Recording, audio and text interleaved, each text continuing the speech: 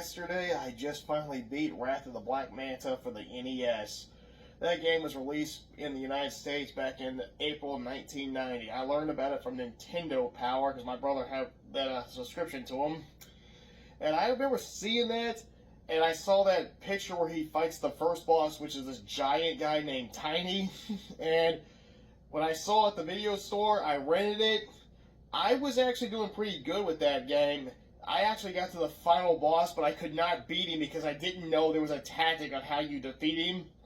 But years go by, and I don't touch the game, and I don't touch it until it comes back in my head, so I watch a long play. And then I find out you have those magical abilities you get for the specials and all that stuff. You have to use a number of those in a certain order to beat him. So I got the game, and I didn't really play it until just yesterday. And I played it, died in level 2, turned the game off, and then I tried again, and I only died in the the second level and the third level, and then I beat it without ever continuing. Oh man. It's a 2D action side-scrolling platformer. You play as Black Manta, this ninja who's on a mission to rescue this boy from this evil gangster named El Toro. This game has got ridiculous-looking characters, funny dialogue, and it goes by the rule that every time you rescue a child in a level, the Black Manta has no idea he's rescuing the same child over and over again. In level 1, it's this. Okay, there's 4 kids. But the kid you start rescuing in level 4, she repeats in level 5, and there are these enemies that you can interrogate to get information of. They're always red. And, basically it's 4 different types of enemies, but the enemy in level 4 repeats in level 5, and their designs are just so laughable, and the fact that he's constantly catching and interrogating the same guy, he never recognizes him, it will make you laugh. He's saving the same kid over and over again, he never notices. It's just a ridiculous game, and that's what makes it so much fun. Your main weapon are throwing stars. You can throw them up or duck down, throw them. And the thing is, all the enemies, they can't duck down, well, at least the blue and the red guys, so every time you duck down, they can't hit you. And, oh man, your special abilities, you get a bunch of them, you only start out with a few. Hit select before you, so you decide which ones you want to use. But, before you start the level, it lets you, choose. But if you wait too long, it goes right to the game. But if you hit select, you can go right back to it. So it kind of makes it choosing at the beginning of the game, beginning of the level, kind of pointless, because you can do it any time. The ones that you're probably going to use the most are the shadow, which creates a blurry image above you, which is good for hitting enemies above and below, and for the first boss. The invincibility is the second one. But there are like A, B, C, D. A, hold the button down while you're holding still. B, hold the button down. B button down while you're moving forward or back. C, press down and hold it. I can't believe I just did that. A, B, C, D, Scott. Okay. D, press up then while you're holding it. I can't believe I got my A, B, C, D's mixed up. Oh, goodness. Embarrassment City! Oh, man. Now, when you get to level 4, that's whenever you start encountering guys with bazookas. This is when they finally will start ducking down. Level 2 and level 3 feature a level where you defeat enemies that have these kites, and you get on them to glide through this area, and that's more like a side shooter, kind of like Gradius. Oh man, there's only a pit hazards, I believe, in the 3rd level. After that, there's no more pit hazards, because I can't remember anymore. The first level is New York City, second level is Tokyo, Japan, third level, Rio, I'll put it up on the other thing. 4th level is back to New York City, and 5th level is, of course, New York City.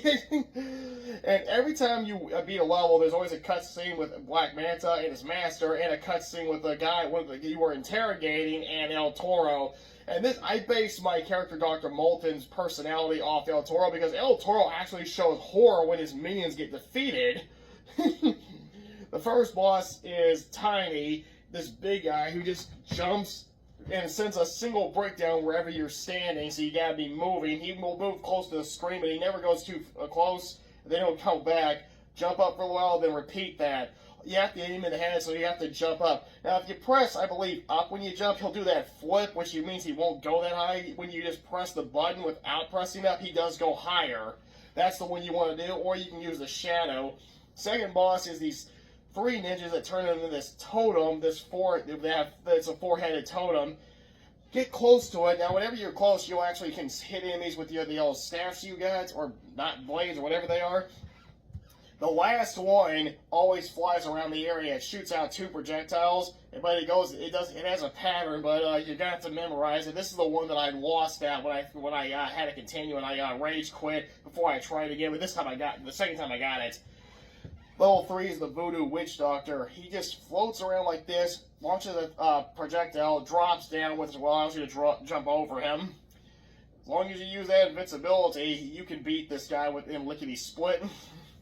The fourth boss, almost the third again, is you see these three pods. One drops down, this little robot walker comes out, hit its head, use the invincibility. Second one drops down, it's a little bit bigger, hit its head, and then the biggest one drops down. But if you stay between where the two orbs drop down, and you stay ducked down, it can't hit you. It's actually a blind spot, but you still have to raise up a bit to be able to hit its head, but you have to do it before or after it shoots its three projectiles. It's always, I believe it's forward, up, and down.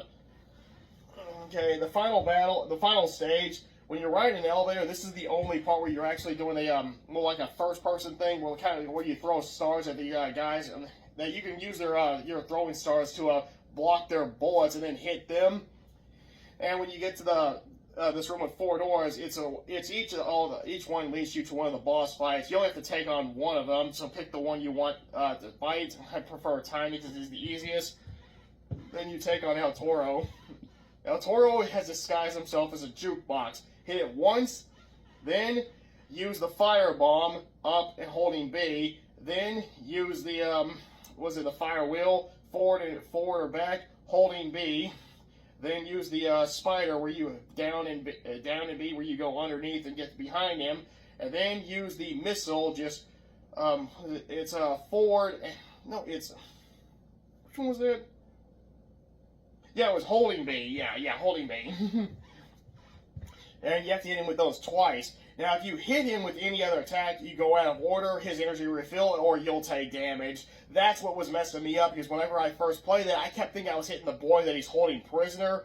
So that's why I lost, but I had no idea about that tactic. Thanks to long play and YouTube and all those other things on information, I now know what I was doing wrong. Now, the information is given in the game, because the kid that gets kidnapped does leave you notes that help you find hidden rooms and all that stuff. But you don't need to find everything, because this game only has one ending.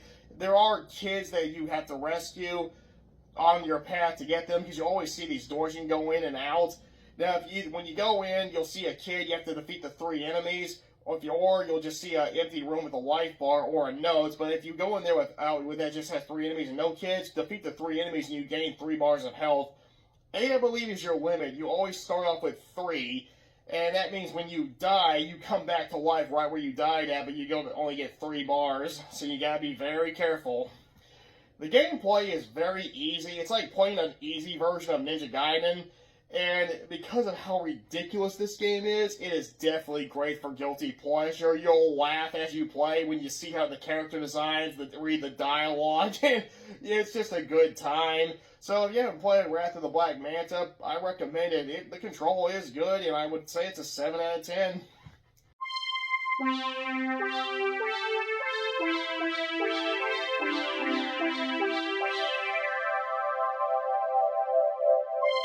Wow.